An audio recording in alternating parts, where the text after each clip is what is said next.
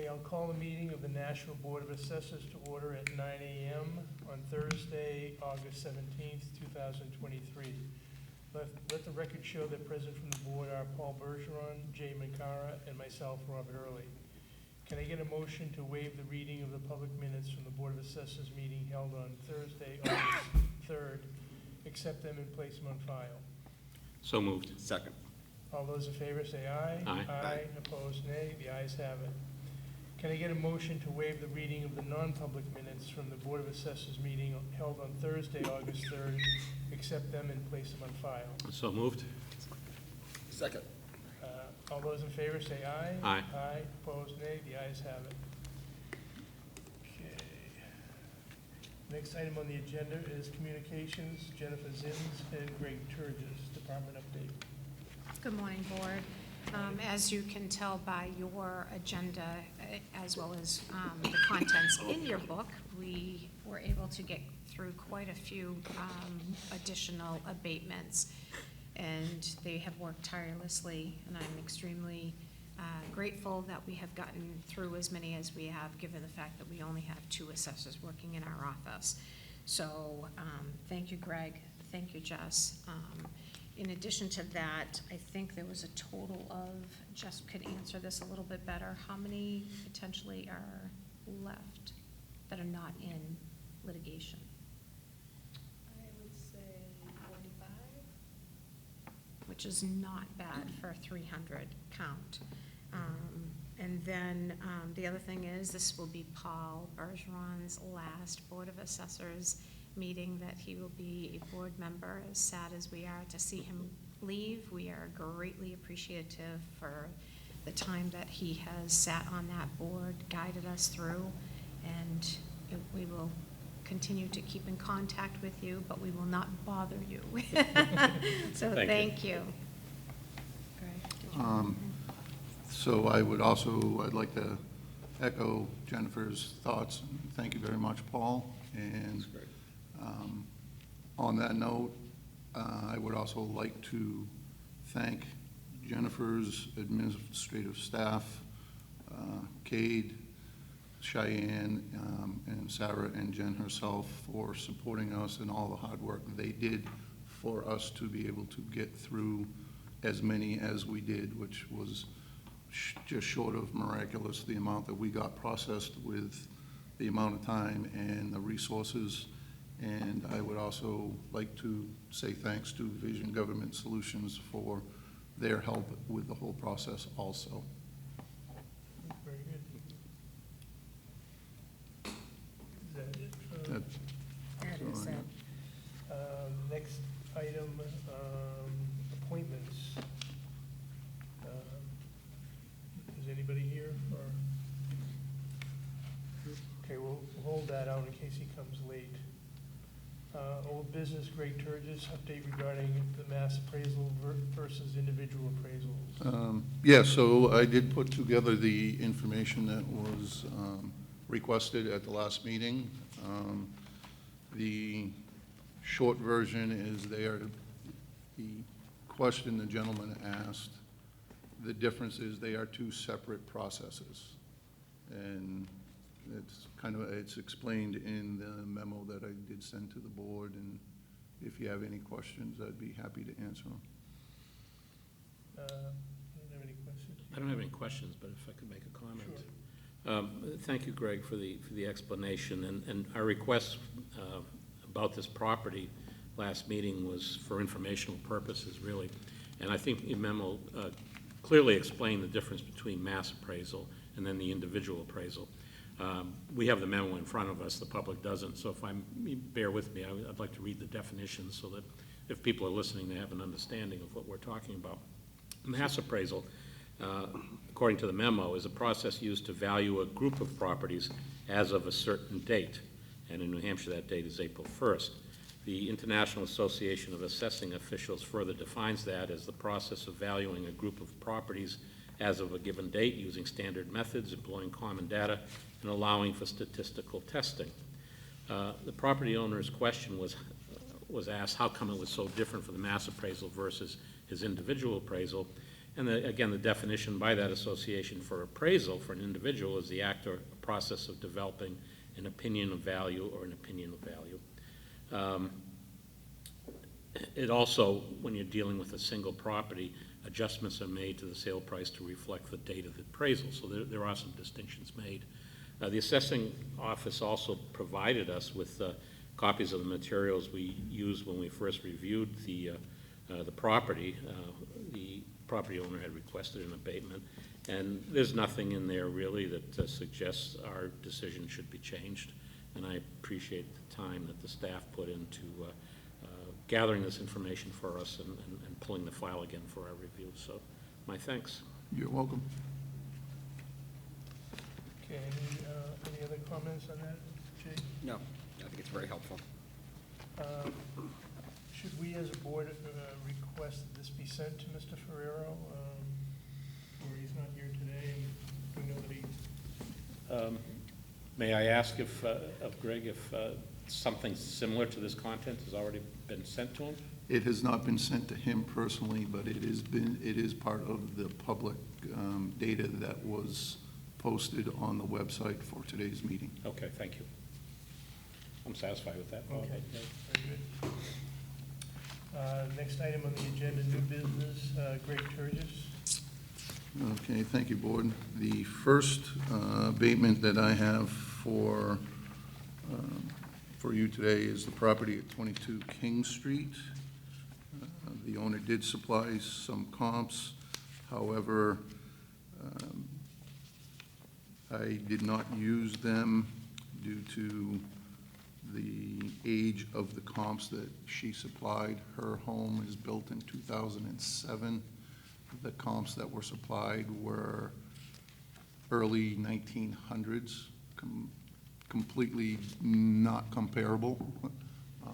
I did do an analysis using more modern comps, and the result of that is a proportionate assessment of $428,500.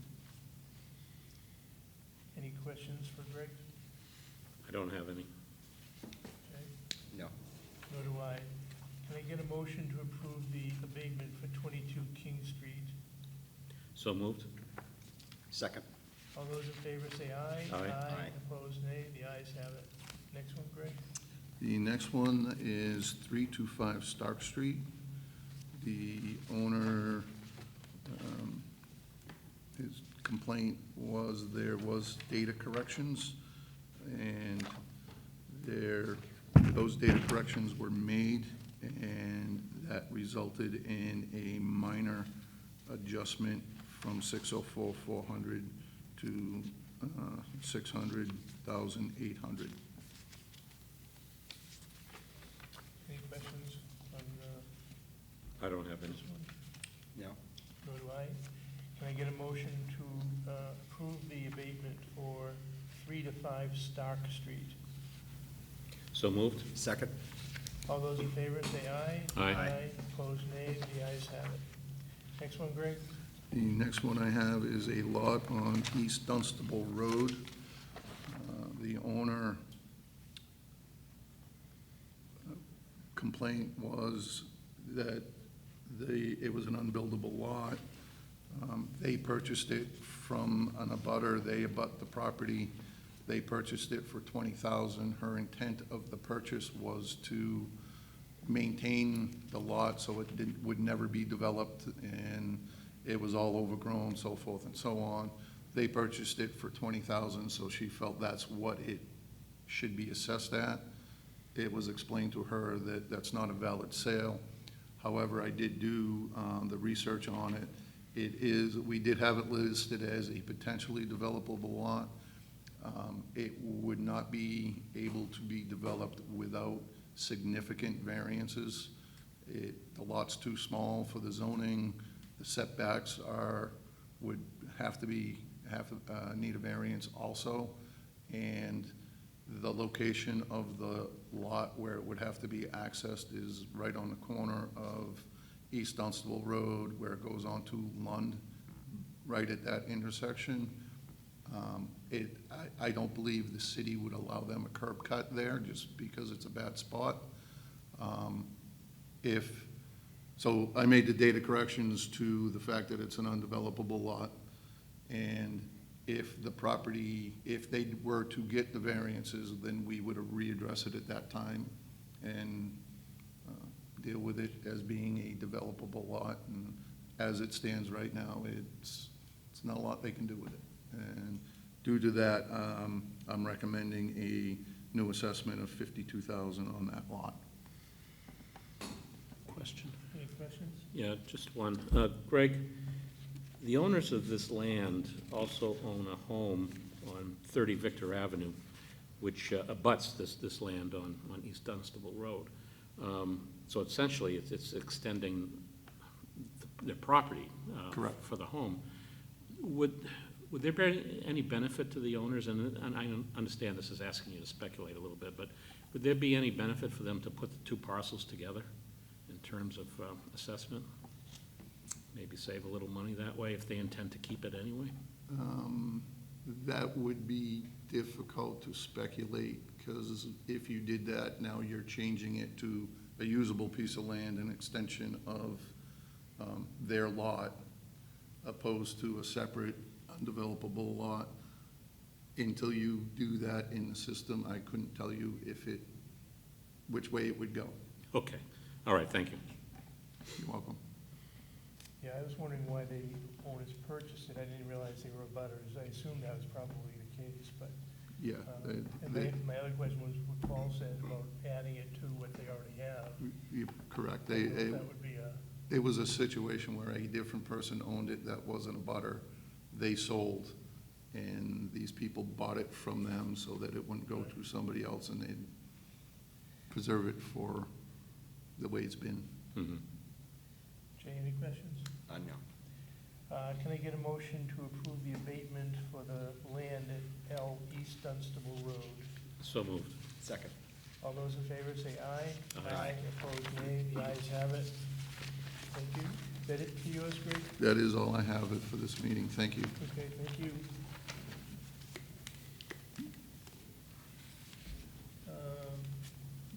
New business, Jessica Marchion's abatements.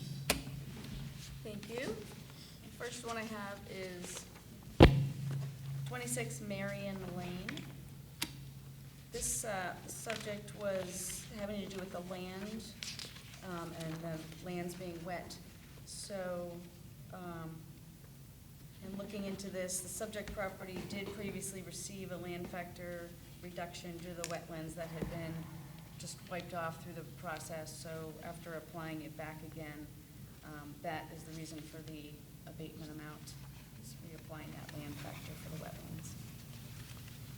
Any questions for Jessica? Recommending approve, I'm sorry. approving the abatement for 26 Marion Lane. Any questions? No questions. No. I don't have any questions. Can I get a motion to approve the abatement for the property at 26 Marion Lane? So moved. Second. All those in favor say aye. Aye. Opposed, nay. The ayes have it. Next one, Jessica? The next one is 18 Carson Circle. There were a couple of different items on the abatement application. One had to do with data corrections to flooring in an unfinished area on the second floor that we had as finished. The applicant also was comparing themselves to similar, it's a very similar road, homes very similar. So they were comparing themselves to their neighbors, wondering why their increase was so high. So I did make the data corrections to the property, which is why you see the recommendation for an abatement for the $6,000 or $7,000 reduction. I explained to the owner, this home had some fire damage a couple years ago, so they were rebuilding the interior of the home. The home still stayed at the original year built in the 80s, same foundation and stuff. But the whole interior was redone in 2021, finishing in early 2022. So they felt the increase due to the revaluation that everybody in the neighborhood felt. Then they additionally felt the increase due to the condition factors being raised because they have a new inside of their house. Right. So my recommendation is for the abatement strictly on the data corrections, as I believe that brings them to the correct value. Okay. 18 Carson Circle. Any questions? I don't have any. No. Nor do I. Can I get a motion to approve the abatement for the property at 18 Carson Circle? So moved. Second. All those in favor say aye. Aye. Aye. Opposed, nay. The ayes have it. Next one, Jessica? The next one is 7 Chaucer Road. This home has some very similar homes to it right on the street there, which the applicant compared themselves to. They weren't sales, but they are basically the same home. And looking into it, it looked like the subject's condition was different than the neighbors, and there was no visible reason for it. No building permits were pulled, no interior inspections were done. So bringing that back to what it was brought them in line with their neighbors. So recommending an approval of an abatement for 7 Chaucer due to the data correction. The data correction was just on the condition? It's just what- the overall what average? condition, yeah. Any other questions? No, I don't. No. Can I get a motion to approve the abatement for the property at 7 Chaucer Road? So moved. Second. All those in favor say aye. Aye. Opposed, nay. The ayes have it. Next one, Jessica? The next one is 31 Greenwood Drive.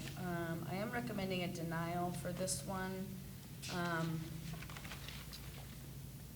because I compared it to the comps provided were similar in style to the subject, but there also were large differences, such as square footage, garages, and pools. When I compared the subject to those homes, the value was much higher than what he's currently at. And then even after they're adjusting for the ratio, he still appears that he should be assessed higher than what he currently is. So I don't believe an abatement is warranted. Recommending a denial for the abatement at 31 Greenwood Drive. Any questions, Jessica? Just a comment. I noticed there were a few instances, actually, in the reviews you did for today's meeting where the valuation that you gave to the property is actually higher than what is currently assessed. Now, I know we don't go out and give them a bill for that higher price, but have you, in your experience, does this happen often? Or is it just, I haven't seen it very often. okay, Not- just curious. Yeah, If, just curious. Then they benefit from the equalization ratio. Yes, yeah. Right. Any other questions? No. Can I get a motion to deny the abatement of the for the property at 31 Greenwood Drive? So moved. Second. All those in favor say aye. Aye. Aye. Opposed, nay. The ayes have it. The motion, the abatement is denied. Next one, Jessica. The next one is 95 Parnell Place. This was a combination of making a data correction. The applicant had presented a couple of times through the revaluation process and again on their application, and then comparing it to similar properties which sold, bringing a larger reduction. So recommending approval of the abatement for 95 Parnell Place. Any questions? No. Nor do I. Can I get a motion to approve the abatement for the property at 95 Parnell Place? So moved. Second. All those in favor say aye. Aye. Aye. Opposed, nay. The ayes have it. Next one, Jessica. 6 Smithfield Terrace. There was similarly a small data correction made. I spoke to the owner over the phone to confirm, I believe it was flooring. Flooring wasn't accurate, so that was a small reduction. And then comparing the property to similar properties, further abatement was warranted. So recommending approval of an abatement for 6 Smithfield Terrace. Any questions? No. No. Can I get a motion to approve the abatement for the property at 6 Smithfield Terrace? So moved. Second. All those in favor say aye. Aye. Aye. Opposed, nay. The ayes have it. Next one, Jessica. Next one is 114 Concord Street.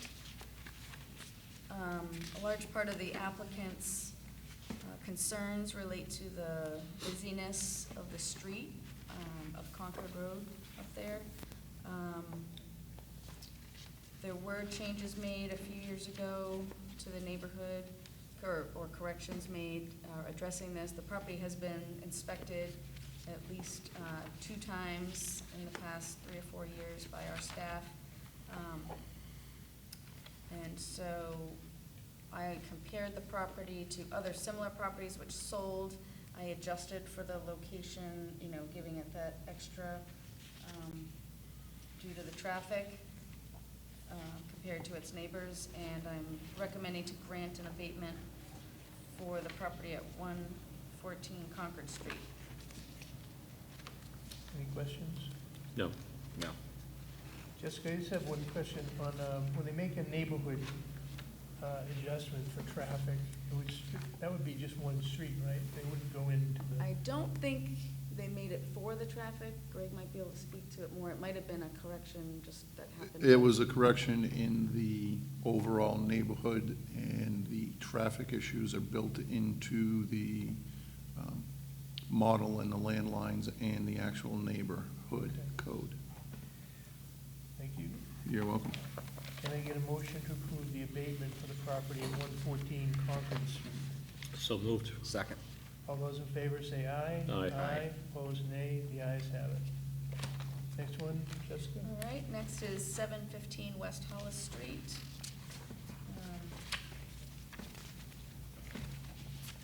This is just a pretty straightforward, comparing the subject property to similar properties which sold.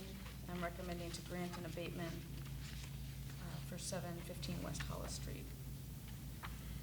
Any questions? No. No. Jessica, I have one question. You said there's a 3-car garage with a finished space above. Is that the 207 square foot attic space, or seems like a 3-car garage would have more room than that? Yeah, that's listed as attic space on the card.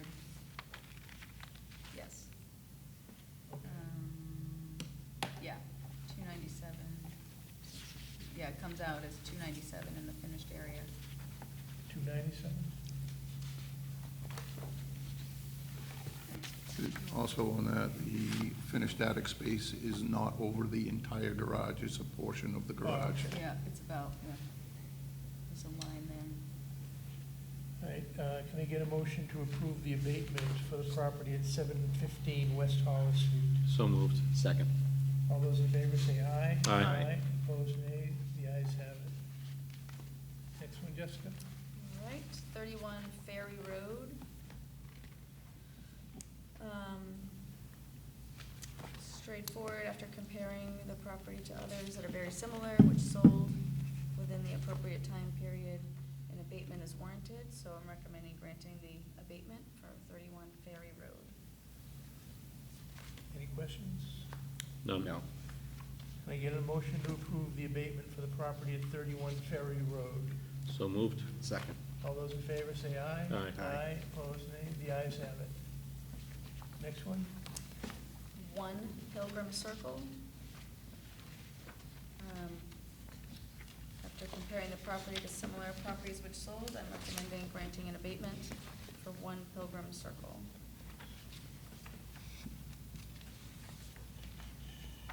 Any questions? None. No. Can I get a motion to approve the abatement for the property at 1 Pilgrim Circle? So moved. Second. All those in favor say aye. Aye. Aye. Opposed, nay. The ayes have it. Next one? And also 27 Pilgrim Circle. After comparing the property to those that sold, recommending approving an abatement for 27 Pilgrim Circle. Any questions? None. Can I get a motion to approve the abatement for the property at 27 Pilgrim Circle? So moved. Second. All those in favor say aye. Aye. Aye. Aye. Opposed, nay. The ayes have it. Next one, Jessica? Sure, 6 Legacy Drive. This is its own development, so it has a whole string of similar properties. The applicant provided all the similar homes of the same style to theirs. So after looking into it, doing a little comparison, we corrected a data error, and that had the value fall right into place with the others. So recommending approval of the abatement for 6 Legacy Drive due to the data correction. Any questions? No. No. Can I get a motion to approve the abatement for the property at 6 Legacy Drive? So moved. Second. All those in favor say aye. Aye. Aye. Opposed, nay. The ayes have it. Next is 8 Hasselbrook Road. This one was mostly based on just the overall increase and also the fact that there's the houses or the property, not sure if the house itself, has some floodplain, is in part of the floodplain, and the applicant wondered if the home would have any different value due to that. We compared it to sales from the reval period as well as a comp supplied by the applicant. And it did not, the subject values fell right in line with the assessment, showing that it's accurate. We did find a sale right on his road across the street where the property is completely in the floodplain. It's a different style home, but I did use that in my comp, and it also showed that the floodplain did not appear to be a factor in the market price. So I am recommending denial of the abatement at 8 Hasselbrook Road. Any questions? So unlike wetlands, there isn't an adjustment factor for floodplain? Again, it would be calculated into the neighborhood codes and such. Okay. It may or may not factor into it. This is the 100-year floodplain, so it's not every day that there's a water issue where wetlands, it's always wet. You just got to get the insurance. Yes, yes, you do. You summed it up perfectly, Jay. Jessica, do you know what AE floodplain is? I don't, I meant to ask. What's that? The way he wrote it was AE. AE, floodplain. That's the flood hazard area. due to being in an AE floodplain. Oh, it's, I'm sorry, you got 2 zones, so that's the 100-year, essentially, he's in the 100-year floodplain. The hashtag is the flood hazard area. Oh, you see where it says I don't know what AE? AE Yeah, I is. did. Yeah. I think that's, That's on the maps, on the flood Right. maps Yeah. themselves. They I have codes. believe if you look Yeah. that up on the GIS map, AE would be designated to the 100-year flood zone. Oh, yeah, I see it on the picture looked like an abstract painting. Yeah, right. Yeah, right, Lovely. So I see the AE now, okay. yeah, yeah, I believe that's the code for 100-year floodplain. Okay. Any other questions? Can I get a motion to approve to deny the abatement request for 8 Hasselbrook Road? So moved. second. All those in favor say aye. Aye. Aye. Opposed, nay. The ayes have it. Next one, Jessica. All right, last one, 25 New Hampshire Ave. Straightforward. After comparing the property to similar properties which sold, I'm recommending granting an abatement for 25 New Hampshire Ave. Any questions? None. Yeah, I was just struck at the difference without a data correction. That's pretty significant. Yeah. Can I get a motion to approve the abatement for the property at 25 New Hampshire Ave? So moved. Second. All those in favor say aye. Aye. Aye. Opposed, nay. The ayes have it. All right, thank you, Jessica. Thank you. Okay, next we have Stephen from Vision Yes. for a couple commercial property. Yes, 38 Spalding Street. Upon reviewing it, we felt that the condition of the building was listed as excellent, and it did have some permits, but the permits are about 10 years old now, so we lowered it from excellent to very good. So that gave an abatement to that property.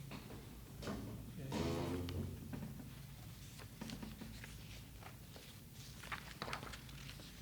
Any questions? I don't have any. No. Can I get a motion to approve the abatement for the property at 38 Spalding Street? So moved. Second. All those in favor say aye. Aye. Opposed, nay. The aye, I'm sorry, aye also. Opposed, nay. The ayes have it. Thank you. Next one, Steve? 319 East Dunstable Road. It's a nursing home. They passed in some additional information about their income. Also, when valuing nursing homes, you have to take out the personal property that is part of the valuation. So we backed out the personal property out of that out of the value of that property. Any questions? You mean the personal property of the residents? Not the residents, but the actual, for example, the nursing home owns the beds, and when they sell the nursing home, they obviously leave the beds, but that's personal property included in the price, which it really shouldn't be, because it's not real estate, it's personal property, so things like that. Okay, can I get a motion to approve the abatement for the property at 319 East Dunstable Road? So moved. Second. All those in favor say aye. Aye. Opposed, nay. The ayes have it. Mr. Chairman, just a question, if I might. On the previous, Yeah, we'll go back to that. okay, yeah, I was wondering if we need to take a vote on denying the abatement request on 25 to 33 Benson Avenue. I think we do. You see that one, Stephen? There's two on one page, so So, the first one had two properties. Yeah, right, just throwing it out there, it's already been deemed denied, so I don't know if we need to take any further action on it if we don't choose to. If you choose to, that's, There was recently a denial on it? it was deemed denied on July 1st, when, due to the statutory deadline of July 1st. Oh, okay. Okay, So they've already been notified that it was denied, and further review showed that there was no further action warranted. Okay, So, all right. All right, Stephen, the next one? 169 Daniel Webster Highway. It was a sale by the owner. It's a smaller lot, and upon reviewing, it really doesn't have access to Daniel Webster Highway without getting some sort of variation, so, with variance. So at this point, we just felt it should be lowered, and then going forward, if that changes, then the value should change. Any questions? No. I'm not sure anybody could answer that. The land used to be a right-of-way for the state of New Hampshire. Was that going to be part of the circumferential highway at some point, bringing the bridge over to Route 3? I believe they purchased it for that, and didn't use it, and then sold it to the abutter for their parking lot. Okay, thank you. And I had a question why it was 122.3 in 2013. But I guess has anything else changed in that area that would have? I would think that, because we have dealt with this lot before when this entity purchased it. I believe the higher value was due to the fact that it was a state-owned parcel of land which was exempt, so it was not, I don't want to say it wasn't a concern, but it wasn't noticed that the value was excessive. Oh, okay. And it was part of land that the state was going to use, so at the initial part of it, it had access to Daniel Webster Highway. After the construction, it eliminated that access, and it was just excess land from the development of the highway. and the person that purchased it, or the entity that purchased it, was using it prior to that as their parking lot and renting it from the state. They purchased it from the state, and it's kind of an outlier, so when you do an update, it throws it out of whack just because it's an odd situation. Okay. Can I get a motion to approve the abatement for the property at 169 Daniel Webster Highway? So moved. Second. All those in favor say aye. Aye. Opposed, nay. The ayes have it. Next one, Steve? 161 Kingsley Street. They passed in a opinion of value. After reviewing that and reviewing the property record cards, I found that the wall height, as a typo error, instead of being 9 feet tall, was 100 feet tall. So there's an adjustment for the height of your walls. That was a multiplier, and obviously that multiplier was incorrect. Oh, wow. Any questions? No, I'm familiar with the property. It's a ranch-style house converted into office space. It's the idea that it would be 100 feet, 100 feet walls is kind of almost Like of a funny, but cathedral ceiling. Yeah. But thank you. It's a very clear explanation. Can I get a motion to approve the abatement for the property at 161 Kinsley Street? So moved. Second. All those in favor say aye. Aye. Opposed, nay. The ayes have it. Next one, Steve? 310 Daniel Webster. That's the Sears building. It was a more recent sale, and upon reviewing it, we felt the condition really wasn't what it should be. We said we should adjust it, and then going forward, maybe review it, because I believe the new owner is going to take out some substantial building permits and do something with it. So at this time, we felt it should be lowered. Okay. Any questions? No. No. Can I get a motion to approve the abatement for the property at 310 Daniel Webster Highway? So moved. Second. All those in favor say aye. Aye. Opposed, nay. The ayes have it. Just one more, two more. Number 22 Concord Street. Upon reviewing the analysis and pictures passed in by the owner, there is quite a bit of repairs that are necessary. So we gave it a functional adjustment for the damages that are there, and also a small adjustment for the leased land at the airport that they have to pay separately for. Any questions? No. Can I get a motion to approve the abatement for the property at 22 Concord Street? So moved. I'll second. All those in favor say aye. Aye. Opposed, nay. The ayes have it. Last one, Steve? It's number 114 Perimeter Road. They provided an income approach with a higher vacancy than we had used, along with the leased land. So we gave them a small adjustment on that property also. Any questions? No. No. Can I get a motion to approve the abatement for the property at 114 Perimeter Road? So moved. Second. All those in favor say aye. Aye. Opposed, nay. The ayes have it. Is that it, Steve? That's it. Very good, thank you. Thank you. Okay. Next item on the agenda is public comment.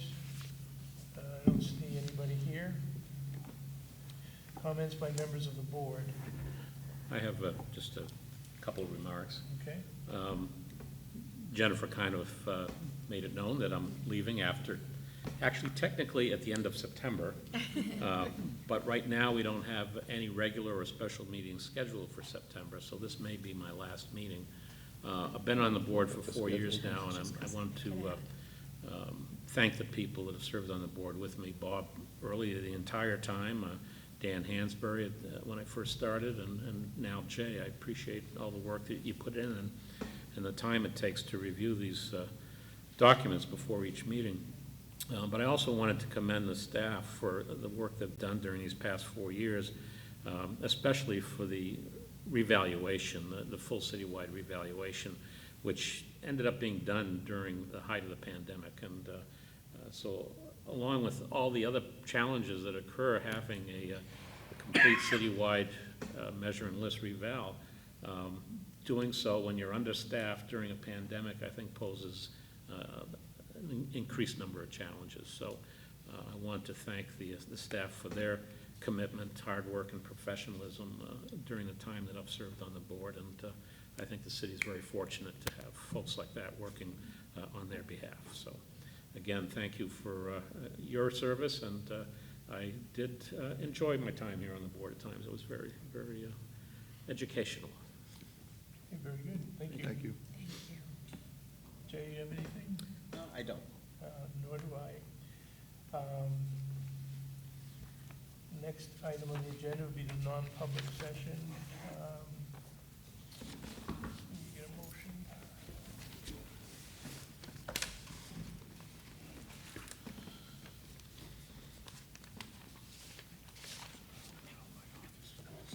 Okay, can I get a motion to go into non-public for two reasons? First, to discuss matters which, if discussed in public, would likely affect adversely the reputation of any person other than a member of this board, unless such person requests an open meeting.